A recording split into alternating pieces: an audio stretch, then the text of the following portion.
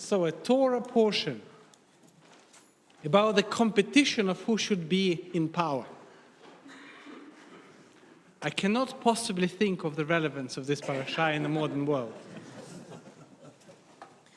You know, at some point, I reflected on the question of whether Judaism, or indeed any other religion, should have place in politics, or it should be above politics.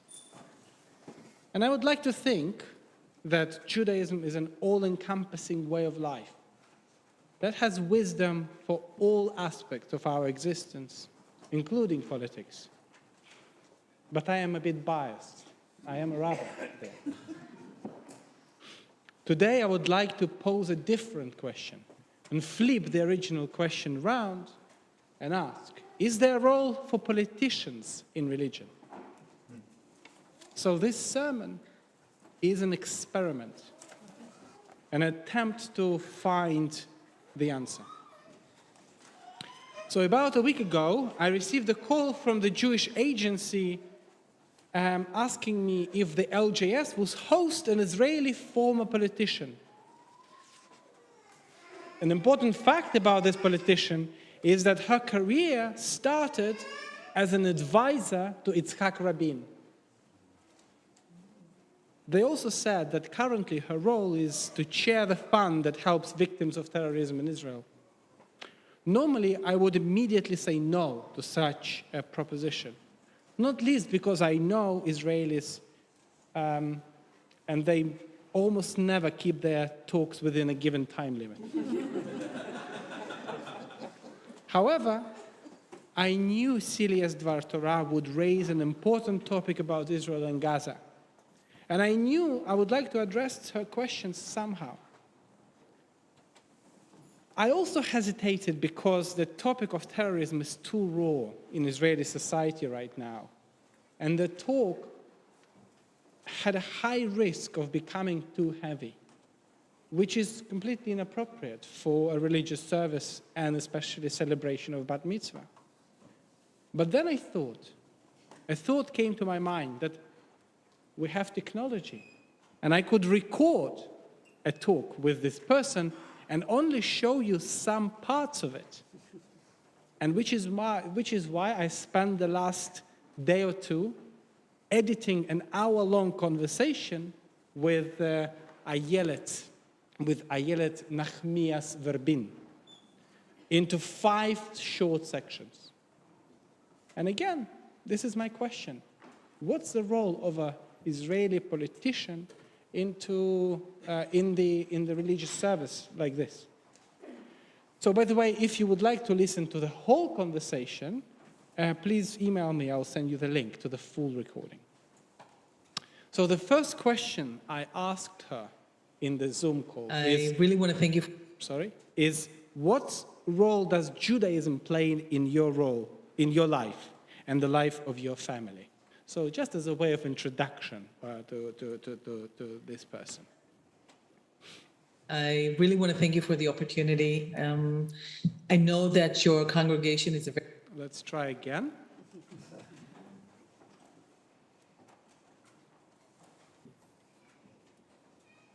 I really want to thank you for the opportunity. You can hear her. I know that your congregation is a very special one at LJS, and I feel privileged to be speaking to you, and I hope to be meeting your congregants very, very soon. I especially want to congratulate Celia on her bat mitzvah and her parents, Jonathan and Alice. This is we know that bat mitzvah and bar mitzvah. I had my son Asaf 2 weeks ago. He went up to the Torah. It was his bar mitzvah. And this is a very, very meaningful crossroad in life. And I wish you, Celia, that your life, that your personal roadmap will take you only to very, very good places, good adventures, but also places where you can be yourself, which I think is very, very important, especially nowadays, considering everything that we're going through in this really, really crazed atmosphere and world. And I would like to share with you, Rabbi, that in spite of the fact that I was raised in Israel and I come from a very, very local background. My family, I'm 10th generation. My children are actually 11th. On my maternal side, my grandparents were pioneers, were chalutzim.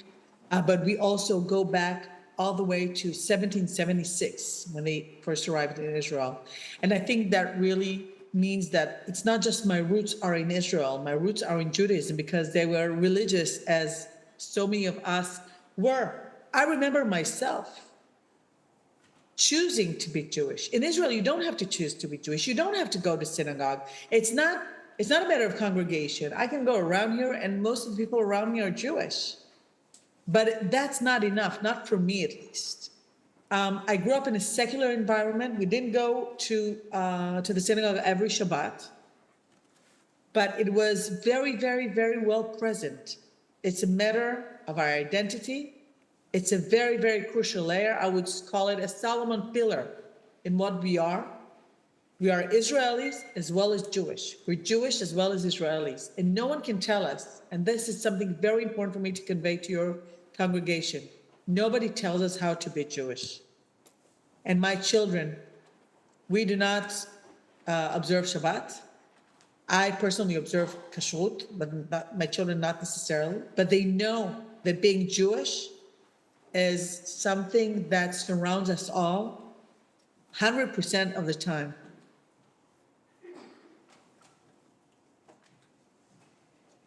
So the second question, the second section is when Ayelet describes her professional and political career, which is very diverse and hopefully. I have a very diverse career. I started working with Yitzhak Rabin when I was 20 years old. I started working with Yitzhak Rabin when I was 20 years old. He was not prime minister at that time. Became prime minister, was elected prime minister a year after I started working with him. Was very, very privileged to work until 1995, not long before he was assassinated. I went to do my articles as a lawyer in a private law firm. And a year after his assassination, Rabin family has asked me to come and be the general director of Shalom, which was the Association for the Commemoration of Yitzhak Rabin, later to become a part of the Rabin Center for Israel Studies. In 2013, I tried running for the Knesset for the first time. I didn't want to go. I didn't want to go to the Knesset. I didn't want to run. I was very, very much pushed in that direction because I was and am a politician. I just try to be a different politician. I hope I succeed. I hope I am successful in conveying that not all politicians are the same, especially when it comes to the emotional side of it. And I'm not just talking about Israel. And I was elected to the Knesset in 2015, was in the Knesset until 2019. I was in the Labor Party, in the Zionist Union with the President of Israel, nowadays the President of Israel, Yitzhak Herzog. But in 2020, I think, and that connects directly to October 7th, I was offered by Buzi Herzog, who at the time was the chairperson of the Jewish Agency. He offered me to come on board. We were during COVID. And J-Ready was established. J-Ready is an incredible platform for the resilience in Jewish communities around the world. But the other thing that I was asked to do was to become the chairperson of the Fund of the Victims of Terror of the Jewish Agency.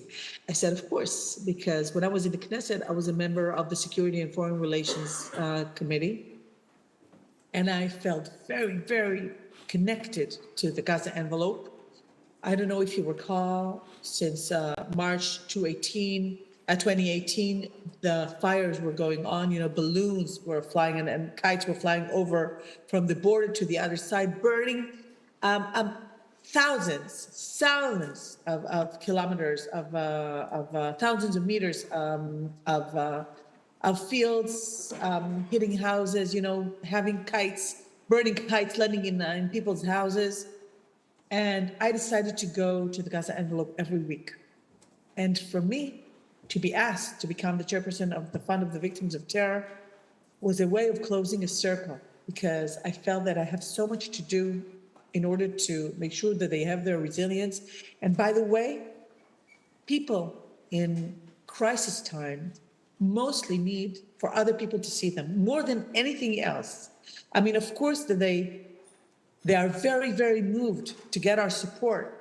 especially since October 7th, because we tell them that we bring the hug of the Jewish communities around the world when we come to them and offer the emergency grant, which is a great relief for them. And when we offer at a later stage, when we are able to offer the rehabilitation relief, that's incredible for them. But when you tell them that you come with the blessing and the hug of the Jewish communities, that's when you actually see their smile, because they know they're not alone. And for resilience purposes, for trying to recuperate, especially for something so horrible like October 7th, more than anything, people need to be seen by other people. It is this notion of being seen by other people that really struck me. I have. And then I did ask this question, because she started her career with Yitzhak Rabin, probably the period in Israeli history, in modern Israeli history, the closest, the nearest to the peace between Israelis and Palestinians. But what does this experience mean to her now, I asked. Do you believe in peace between Israelis and Palestinians?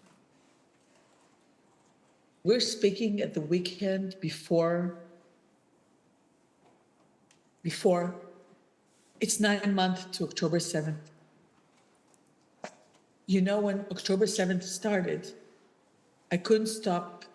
You know, when I would speak to Zoom to the communities around the world, I couldn't stop crying. It was something uncontrollable, especially in the first couple of months. You know, I would have so many Zooms at 8 o'clock in the evening. That's when Hamas liked shooting over Tel Aviv. And I would always have to leave the Zoom and come back. I want to be honest, because it's Celia's bat mitzvah. I don't know. I think Yitzhak Rabin had an incredible influence of my life. My husband worked with Shimon Peres. We were very, very, very dedicated to the peace process. But I think people out of Israel don't know that from the very start, the Palestinians have breached the Oslo Accords. From the very first moment, you know, when Arafat entered Judea and Samaria, he came in with terrorists in the trunk of his car and was caught doing that. And that's not a good answer. I know it's not a good answer, because, you know, we pray every day, Aseh Shalom Imromah, Aseh Shalom Aleinu Ve'al Kol Israel, and I like adding, and all over the world. I wish for the good God to bring peace all over the world. But we must understand that we are facing a monstrous enemy. And I have you know something. On October 8th, my kids couldn't go to school. But even on October 8th, I didn't teach them to hate Arabs, to hate Muslims, to hate Palestinians. Even since October 7th, 9 months have passed. Never have they heard that they should hate Palestinians for the mere fact that they're Palestinians. And I want you to know it's not easy. So the last question I asked her is what does it mean to be a good person?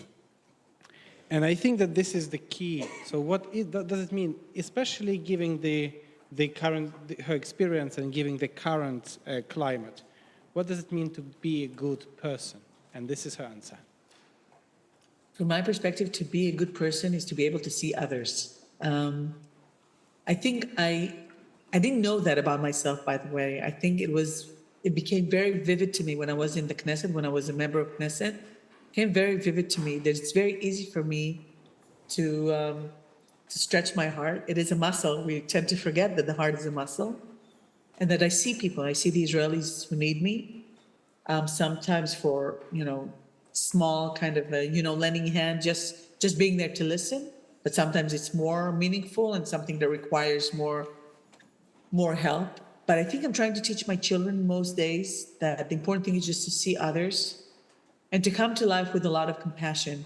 One of the things that you learn once you're in politics, and I learned that about myself, is that I am able to listen. And I don't think that as a young person, I was able to listen that easily. to opinions which were different than mine. And I think I gradually developed the ability to listen, but not only to what they say, but to their pain. And when you hear people who think differently than you are, and you don't agree to most of what they say, you can still relate to their pain because their pain is real. For them, their pain is real. And when you understand that, that gives such strength. It makes me resilient, by the way, to be able to know that I can share the pain of others and to come with compassion and thoughtfulness to what they went through. And I think more than anything that constitutes, and I've spoke about myself and I didn't intend to. I don't mean that I'm a good person. I think that's very important. Present company excluded, okay?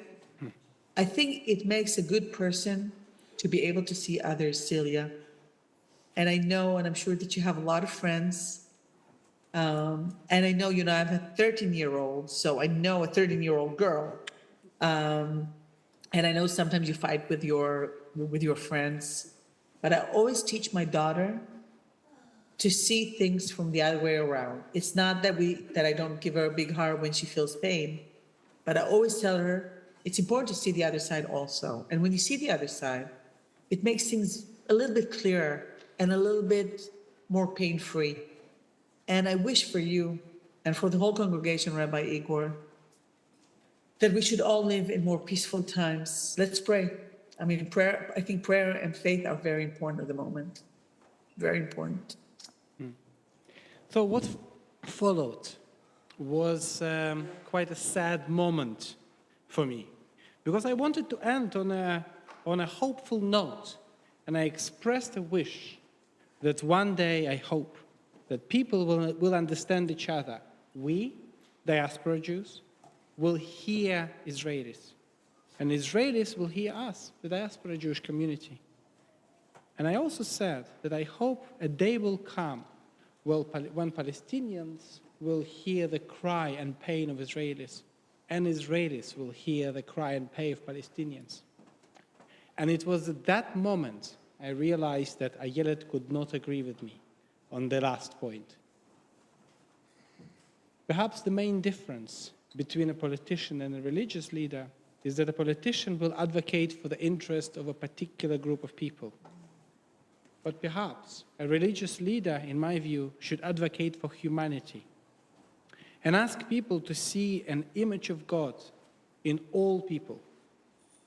From that perspective, the hardest commandment in Judaism is to see the image of God even in your enemy. Everything and everyone has its place in the circle of life.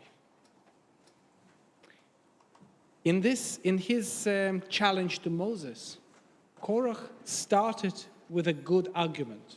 He said, aren't all of us holy? Aren't all people should be on the same level?